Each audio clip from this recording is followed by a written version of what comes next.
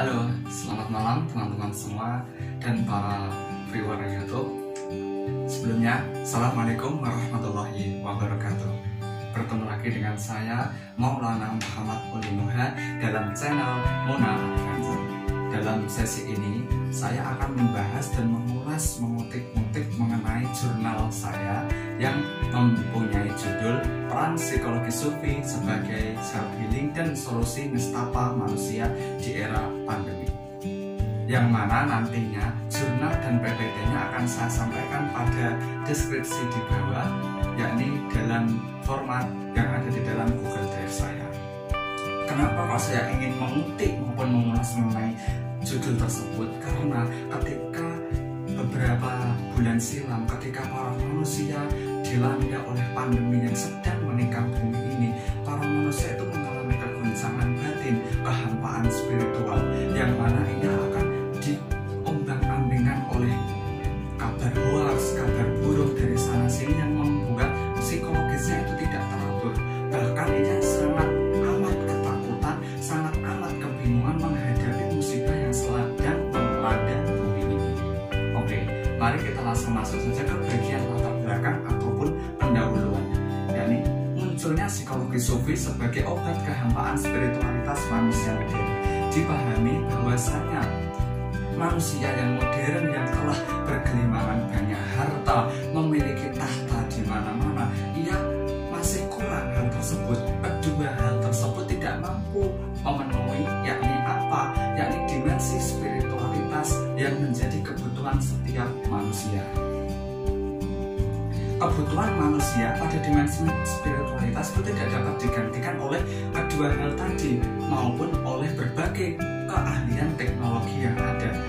Bahkan orang-orang manusia modern itu lebih banyak berkutik tentang spiritualitas. Ia ingin mendalami tentang spiritualitas. Karena apa? Spiritualitas itu bukan hanya difahami sebagai dimensi terdalam dalam sebuah agama, melainkan nantinya outputnya dapat memberikan ketenangan batin, kedamaian jiwa seseorang, yang mana difahami ketika jiwa seseorang tersebut damai, maka perbuatannya, perilaku kehidupan sehari-harinya maupun tutur katanya itu juga akan menilik dari tadi hati tersebut, keadaan jiwa tersebut. Oleh sebab itulah munculnya psikologi sufi, yang mana psikologi sufi sendiri itu merupakan seseorang penelitian yang digunakan untuk meneliti perilaku seseorang, perbuatan seseorang, yang bukan hanya didasarkan dari empiris, dari apa yang nampak, melainkan juga dari seberapa pengaruhkah unsur kebatinan, unsur spiritualitas seseorang maupun agama seseorang tersebut dapat mencegah seseorang tersebut melakukan tindakan-tindakan yang buruk. Ya, disinilah nanti bisa untuk menjadi obat kehampaan spiritualitas pada manusia modern. Yang kedua, agama sebagai sebatang pohon yang berakar pada amalan-amalan dan memiliki dahan-dahan mistisisme yang nantinya akan berbuah kebenaran. Suatu agama yang dipahami sebagai suatu hal yang mencegah manusia agar tidak berbuat kerusakan di muka bumi ini itu merupakan sebuah pohon, yang mana pohon tersebut memiliki akar-akarnya, yang akar tersebut kita sebut sebagai amalan-amalan. Sebagai contoh, ada akar syariat yang mengingatkan manusia agar manusia tersebut katakan sholat, puasa, dan lain sebagainya. Dan dalam setiap cabang tersebut itu memiliki dahan lagi. Dahannya itu apa? Yakni mistisisme itu tadi. Sebagai contoh saya ambil yakni ibadah zikir, yang mana dalam Al-Quran telah disabdakan Allah bidzikrillahi tatmainnul qulub. Sehingga dengan sebuah zikir tersebut dapat mencapai ketenangan jiwa. Tatmainnul qulub tadi itu merupakan mistisisme dari sebuah amalan tadi, zikir tadi, yang mana nanti mistisisme itu dapat berbuah buahnya apa? Yakni kebenaran, keterangan jiwa seseorang dalam menghadapi segala hal yang menimpa diri orang tersebut. Selanjutnya, tasawuf adalah disiplin pengetahuan spiritual yang dapat dimiliki oleh budaya, siapapun, kapanpun, dan dimanapun. Dan hati adalah sesuatu yang identik sekali dengan spiritualitas. ketulusan, niat baik, belas kasih sayang, dan segala sesuatu yang berhubungan dengan spiritualitas itu bersumber dari hati manusia. Ada sebuah perkataan para sufi yang ketika sebuah hati tersebut itu baik, maka baiklah seluruh badan. Namun sebaliknya, ketika hati tersebut itu buruk, maka buruklah seluruh badan tersebut. Karena apa? Transformasi hati tadi itu mengimplementasikan dalam perilaku kehidupan nyata, yang nantinya kenapa? Self healing merupakan proses yang dapat membantu penyembuhan luka batin dengan kekuatan batin orang itu sendiri secara penuh. Untuk apa? Melangkah dari penderitaan tanpa bantuan orang lain dan tanpa membutuhkan media apapun. Ketika tadi manusia dilanda berbagai macam perihal psikologisnya mengenai musibah yang melanda maupun stres dan lain sebagainya. Nah, di sini self healing, terapi penyembuhan diri dibutuhkan untuk manusia agar ia tidak dalam berkecimpung tadi terlalu dalam kesedihan. Ia dapat mengobati dirinya sendiri, dapat menjadi motivasi bagi dirinya sendiri untuk melangkah lebih maju. Saya pernah mendengar suatu seminar yakni seperti ini dengan move, yakni pergerakan. Yang kedua mind, pikiran, dan yang ketiga yakni hati. Ketika pikiran, pergerakan, dan hati ini saling terkoneksi dan saling bersinergi, maka orang tersebut akan jalannya itu baik. Karena apa? Ia menilik ulang dari hati, yang mana hati tersebut merupakan pancaran dari ilahi, yang merupakan prototipe dari Tuhan, yang merupakan bukti dari konsep tahalli, dan tercapainya tajalli itu tadi. Sebuah tasawuf atau dimensi esoterik dalam Islam dapat memberikan pemahaman bahwasanya segala ibadah dapat memberikan perubahan psikologis dalam diri seseorang jika ia mampu menghayatinya. Seperti tadi, saya contohkan kembali, ketika sholat difahami sebagai as-sholatu tanha anil fahsya'i wal munkar, bahwasanya sebuah peribadatan sholat tersebut dapat merubah manusia menjadi apa? Menjadi seseorang yang terhindar dari perbuatan kemungkaran dan keburukan. Itu ketika apa? Ketika sholat tersebut memang betul-betul difahami merasuk dalam hati sanubari, merasuk dalam hati nurani seseorang. Ketika orang tersebut mau menilik hati nuraninya dan tidak cenderung mengikuti naluri kemanusiaan yang ada, maka peribadatan tersebut dapat mempengaruhi psikologisnya, yang nanti perilakunya juga tadi bisa mengimplementasikan dari sholat. Ketika sholat ada ketenangan dalam jiwanya, begitupun ketika ia aktivitas sehari-hari. Yang selanjutnya, masyarakat sangat berantusias dalam mengikuti praktik spiritual. Dalam hal ini adalah tasawuf. Tasawuf muncul sebagai inti dari ajaran Islam untuk memberikan solusi bagi problematika manusia dengan cara apa? Taqarrub ila Allah. Ketika manusia telah disibukkan berbagai materi kepentingan keduniawian, ia hatinya akan semakin jauh dari Tuhan. Ketika hati semakin jauh dari Tuhan, maka tidak dapat dipungkiri orang tersebut akan mengalami kehampaan. Walaupun ia memiliki gelimat harta, memiliki tingkatan pangkat yang sangat tinggi tahtanya, tapi orang tersebut akan mengalami kehampaan dalam jiwanya. Nah, pada saat mengalami kehampaan inilah perlu kiranya pemahaman psikologi sufi diterapkan agar apa? Self healing tadi, terapi tadi dapat dilakukan orang tersebut, dan orang tersebut dapat beralih yang mana semula orang tersebut mengalami kesedihan, mengalami luka batin, bisa beranjak agar orang tersebut lebih maju, lebih memahami jati dirinya, lebih memahami citra pribadinya, ia menjadi manusia, menjadi khalifah fil ardh, menjadi pemimpin di muka bumi ini. Spiritual merupakan suatu tindakan untuk membuat ataupun mencari makna melalui rasa keterhubungan pada dimensi yang melebihi diri sendiri. Tadi, ketika orang banyak memperbincangkan tentang spiritual, itu banyak yang salah paham. Ada yang memahami bahwa orang yang telah melakukan peribadatan dalam agamanya, ia dianggap orang yang berspiritual. Orang yang telah melakukan tirakat, zikir, dan sebagainya, ia dikatakan spiritual. Tapi faktor ataupun hal yang utama dalam pemahaman spiritual, yakni outputnya itu apa? Ketenangan jiwa, kedamaian hati dalam diri seseorang yang nantinya diimplementasikan dalam kehidupan sosial. Nah, orang yang telah mencapai output seperti ini, telah mencapai tujuan dari spiritual ini, maka orang tersebut layak untuk disebut sebagai orang yang berspiritual. Metode penelitian dalam jurnal saya yakni menggunakan metode metode penelitian dengan pendekatan kualitatif dengan jenis penelitian itu deskriptif yang menggunakan field research ataupun studi lapangan, yang mana tempat dari studi lapangan saya adalah tempat latihan lembaga spiritual dan olahraga pernafasan Tahta Mataram yang dalam PPT-nya telah saya cantumkan juga logonya, yang dalam logo tersebut ada warna merah yang melambangkan keberanian, warna kuning yang melambangkan keyakinan maupun iman seseorang, kepercayaan terhadap sesuatu dimensi yang lebih dirinya. Dalam hal ini adalah Allah Subhanahu wa Ta'ala. Yang ada gambar batik juga. Batik di sini melambangkan lika-liku kehidupan seseorang di dalam dunia. Orang akan cenderung mengalami lika-liku tersebut. Ketika ia mampu melewati cobaan, ia akan mencapai tingkatan derajat selanjutnya. Namun ketika orang tersebut tidak mampu melewati cobaan yang telah dan berikan di dalam kehidupannya, maka orang tersebut akan stagnan dalam titik yang ada pada saat. Keris di sini melambangkan apa? Keris di sini melambangkan senjata tradisional, yang mana dalam filosofi keris sendiri itu ada banyak. Saya ambil sedikit.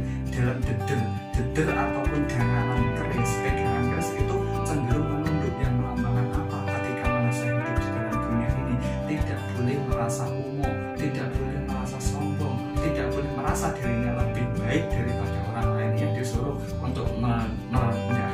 Disitulah juga ada nilai sofistiknya. Man tawad doa rofa'ahullah wa man takabaro wa do'ahullah. Dan di sini ada gambar pedang pula. Pedang di sini juga melambangkan apa? Melambangkan senjata manusia modern. Ketika manusia modern ini tidak memiliki kecakapan dalam keilmuan, maka ia akan bersaing dengan manusia yang lain yang memiliki keilmuan yang cakap, maka ia akan tersingkirkan dalam globalisasi tadi. Oke.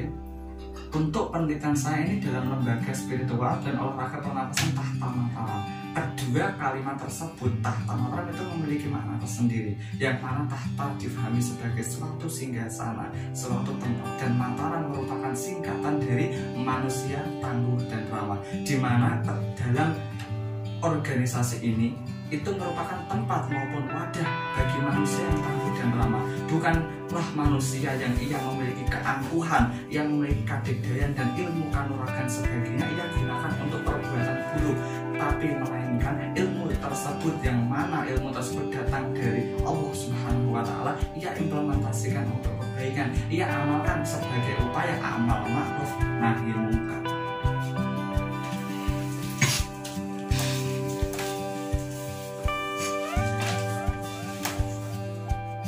Hai, berjumpa kembali dengan saya. Mohon maaf kemarin itu ada kendala sedikit karena adanya adzan, jadi saya jeda terlebih dahulu. Oke, mari kita lanjut ke pembahasan jurnal kemarin, yakni jurnal mengenai peran psikologi sufi sebagai self healing dan solusi nestapa manusia di era pandemi. Kita masuk ke pembahasan materi, yakni yang pertama, kata psikologi itu mengandung arti tentang ilmu pengetahuan tentang jiwa. Jadi psikologi merupakan ilmu yang mempelajari tentang jiwa seseorang, bagaimana kondisi jiwanya, bagaimana sesuatu tersebut ataupun spiritual dapat berpengaruh bagi perubahan psikologisnya dan lain sebagainya. Menurut R.S. Woodward dan D.G. Margulis, psikologi is a scientific studies of the individual activities relation to environment, yang mana ketika diartikan, psikologi merupakan pembelajaran sains yang untuk mempelajari aktivitas individu tersebut yang mana hubungannya dengan lingkungan. Jadi mempelajari tingkah laku seseorang yang berhubungan dengan lingkungan yang ada di sekitarnya. Sedangkan menurut Dr. Andes B. Mowalgito, psikologi merupakan ilmu yang menyelidiki tentang mempelajari tingkah laku serta aktivitas-aktivitas, di mana nantinya tingkah laku tersebut serta aktivitas tersebut sebagai manifestasi, sebagai implementasi dari kejiwaannya. Bila mana kejiwaan tersebut tenang, maka perilaku kehidupannya, perilaku sehari-harinya juga akan tenang. Menurut para dokter, jiwa dalam Islam terbagi menjadi 3 pusat. 3 pusat tersebut apa? Yang pertama yaitu nafsu atau diri yang egois. Yang kedua adalah qalbu, hati atau diri yang cerdas. Dan yang ketiga adalah roh, diri spiritual dan intuisional. Ketika 3 tersebut dapat saling bersinergi, dapat saling berkorelasi, maka akan tercapai apa? Kedamaian jiwa dan ketenangan batin seorang individu tersebut. Kajian Sufisme dengan dikorelasikan psikologi menjadi titik kemunculan dari psikologi sufi, yang mana dahulu psikologi itu hanya membahas tentang perilaku manusia secara umum, secara general, yang sekarang psikologi tersebut ada nuansa Islami yang kita kenal dengan istilah psikologi sufi. Yang mana psikologi sufi tersebut bukan hanya mempelajari tentang tingkah laku seorang individu, melainkan mempelajari bagaimana sebuah ritual peribadatan keseharian dapat berpengaruh bagi perubahan sikap dan juga bagi perubahan psikologis orang tersebut. Psikologi sufi merupakan suatu disiplin ilmu yang berusaha mengkaji, mempelajari, dan meneliti perilaku pengalaman spiritual para sufi ketika berinteraksi dengan rohnya, yakni Allah Subhanahu wa Ta'ala, serta bagaimana pengaruhnya terhadap dirinya, orang lain, dan lingkungan sekitarnya. Pengamalan dari sikap ihsan, karena apa? Ketika seseorang tersebut itu bukan hanya hablum minallahnya yang baik, melainkan juga hablum minannas, hubungan dengan sesama manusia, sosialnya juga harus top. Dan yang terakhir, hablum min alam, hubungan dengan alam, bagaimana ia menjaga alam, yang mana alam tersebut juga memberikan timbal balik ekosistem kepada manusia yang sangat-sangat bermanfaat bagi umat manusia. Kegoncangan batin seseorang akibat pandemi yang menikam bumi. Nah, ketika seseorang dihadapkan dengan cobaan, musibah yang menimpa dirinya, biasanya ia tersandung ada goncangan batin, goncangan jiwanya. Oleh sebab itu, disinilah nanti psikologi sufi berperan penuh, berperan aktif sebagai apa? Sebagai dasar agar orang tersebut tidak mengalami kegoncangan batin dan kegundahan dalam jiwanya. Psikologi sufi nantinya dapat berperan aktif sebagai konselor kejiwaan serta kebatinan dengan mengajak orang-orang agar apa? Kembali menepati jalan Tuhan, serta mengajak manusia menilik ulang atas kesalahan yang dibuat. Karena di setiap perbuatan maupun kesalahan disitulah tercipta ruang-ruang pembelajaran. Mulai bertafakur atas pesan apa yang ingin Tuhan sampaikan kepada manusia dan berusaha bercermin kepada nurani. Ketika seseorang tadi mengalami suatu permasalahan, ia tidak cenderung egois menyalahkan ini salah siapa, atas perbuatan apa aku kok menjadi berakibat seperti ini, tapi ia menilik ulang kesalahan atas dirinya. Apa yang telah saya perbuat, apa yang telah saya lakukan, yang membuat diri saya mendapatkan suatu hal yang demikian. Jadi itulah bertafakur, yang mulai muhasabah dirinya untuk apa? Nantinya bercermin, mengamati jalan Tuhan lagi, agar ia lebih mencondongkan dirinya, perbuatannya terhadap hati nurani dan mengurangi kadar naluri keinginan manusiawi tadi. Selanjutnya, yakni lebih penekanan mengenai MHT atau Mind Healing Technique, teknik penyembuhan yang didasarkan atas dasar pikiran. MHT dikembangkan sebagai salah satu metode terapi yang dapat dilakukan sebagai self healing ataupun penyembuhan diri sendiri. Orang yang mengalami penyakit fisik, mental maupun fisik yang disebabkan oleh faktor psikologisnya ataupun disebut sebagai penyakit psikosomatis. Ahmad Jais menyatakan dengan tegas bahwasanya pada hakikat ketika seorang jatuh sakit, maka sesungguhnya Allah lah yang menyembuhkan, dan Allah juga yang memberi semua fasilitas yang ada yang diperlukan untuk penyembuhan diri sendiri. Self healing mekanisme itu ungkapan Ahmad Jais pada 2020. Karena apa? Allah itu sudah memberi manusia itu kemampuan untuk dapat menyembuhkan dirinya sendiri. Ketika kita merujuk MHT pada pandangan fisika kuantum, yang mana dikatakan bahwa pikiran seseorang, mindset seseorang merupakan suatu energi, sedangkan jiwa maupun diri seseorang merupakan suatu materi, yang mana dalam pemahaman fisika kuantum difahami bahwasanya energi itu yang menggerakkan materi.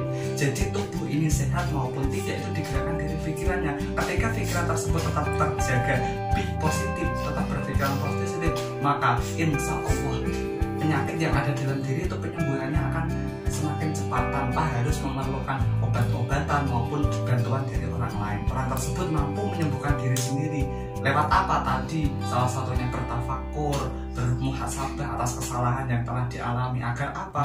Dia akan kembali kepada Allah Subhanahu wa Ta'ala. Kata kunci dari pikiran itu sendiri ialah sadari, kenali, pilih, pilah, optimalkan, dan hayati, serta manfaatkan segala hal yang telah Tuhan berikan berupa anugerah karunia kepada umat manusia, mulai dari ia lahir sampai dengan detik ia melakukan muhasabah tersebut. Ketika seseorang telah mampu menyadari, menghayati, dan merasakan kenikmatan tersebut, maka ia akan berpikir, katakanlah dalam 1 bulan, 30 hari, 1 hari dia diberi jatuh sakit, kemudian ia merenung, kenapa kok diberi sedikit rasa sakit ini? Lantas gimana yang ke 29 hari tadi? Padahal 29 hari tadi itu waktunya ia diberi nikmat, diberi anugerah dari Allah Subhanahu wa Ta'ala.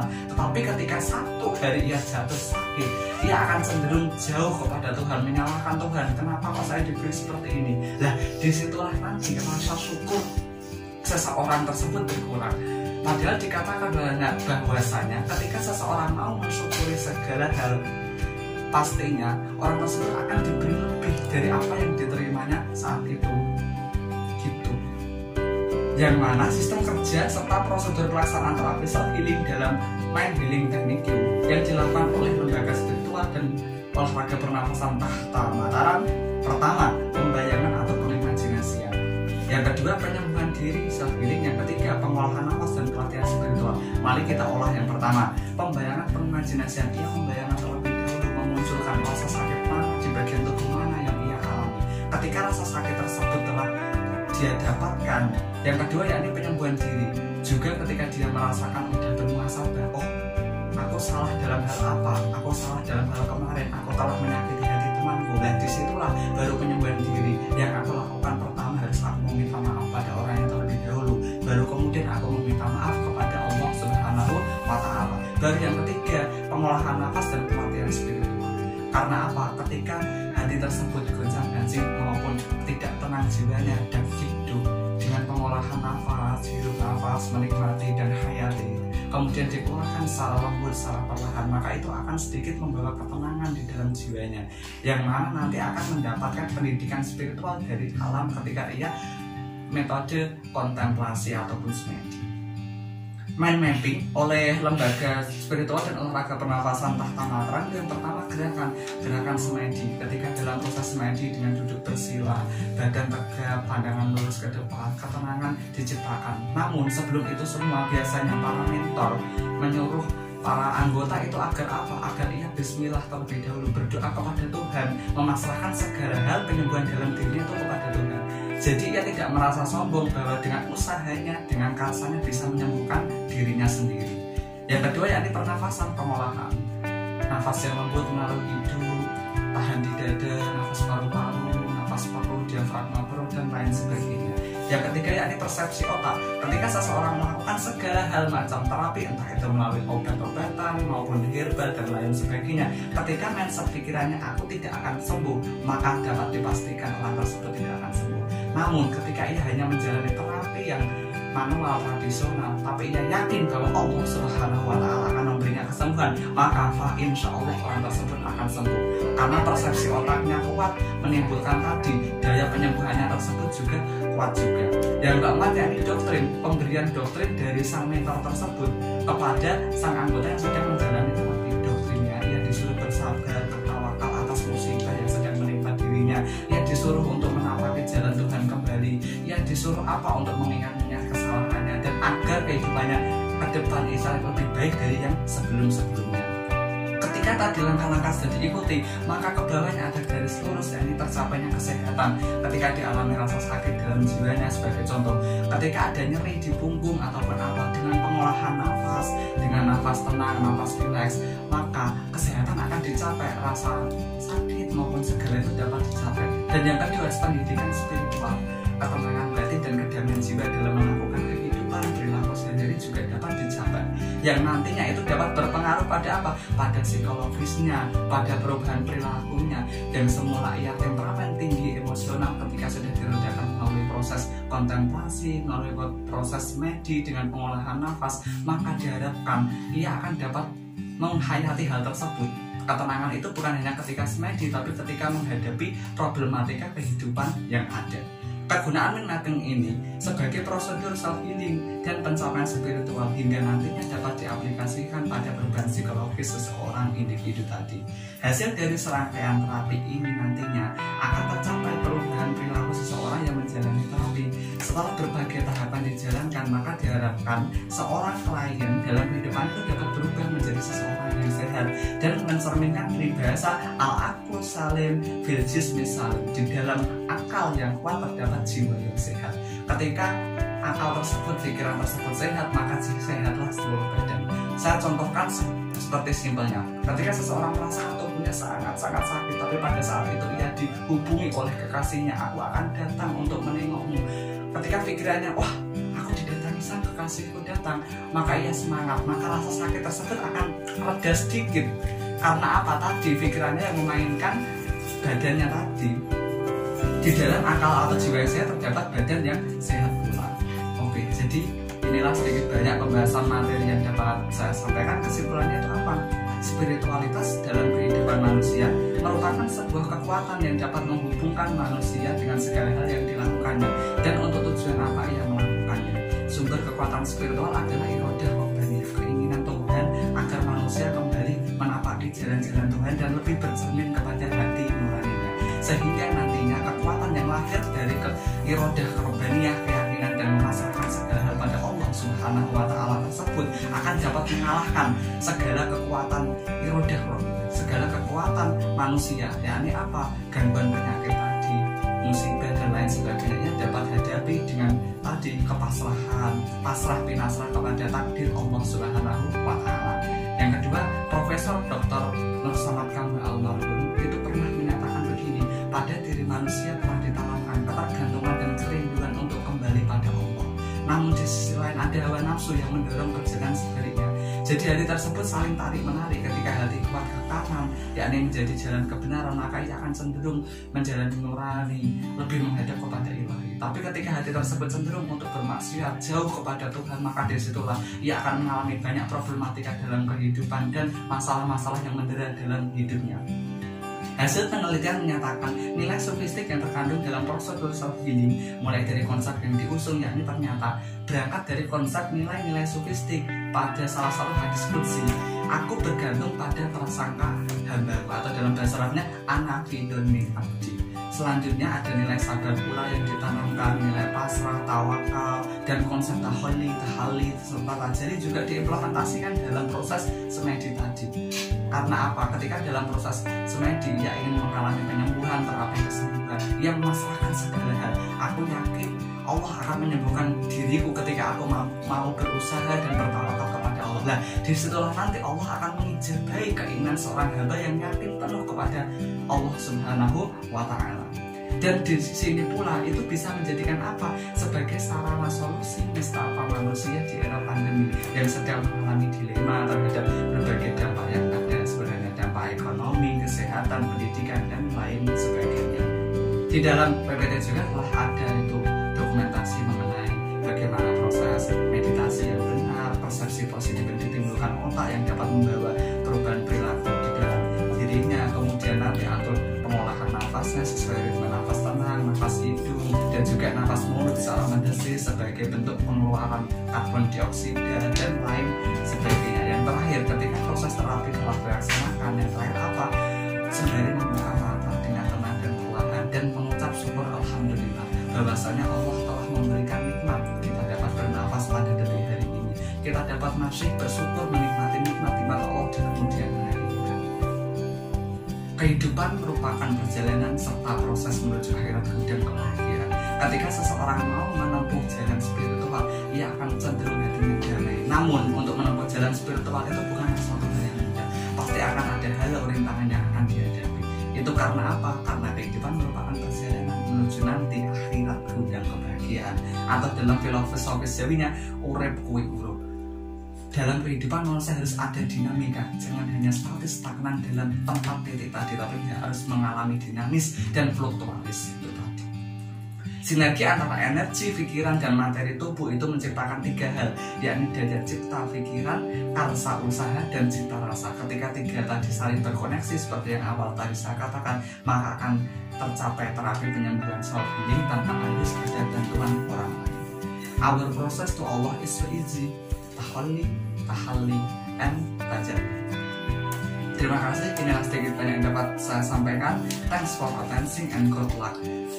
Syekh Ibnu Utsaimin pernah berkata, jika zaman telah rusak dan engkau melihat bahwasanya campur baurmu bersama manusia tidak merubahmu kecuali kejelekan dan jauh pada Allah, maka hendaklah engkau menyendiri, mengasingkan diri. Menyendiri sini bukan dimaksudkan untuk menyendiri di dalam gua dan kita bersemedi jauh dari sosial masyarakat, melainkan menyendirikan hati. Hati tersebut jangan sampai terlalu keduniaan menempel di hati dan melekat di hati manusia. Terima kasih. Assalamualaikum warahmatullahi wabarakatuh.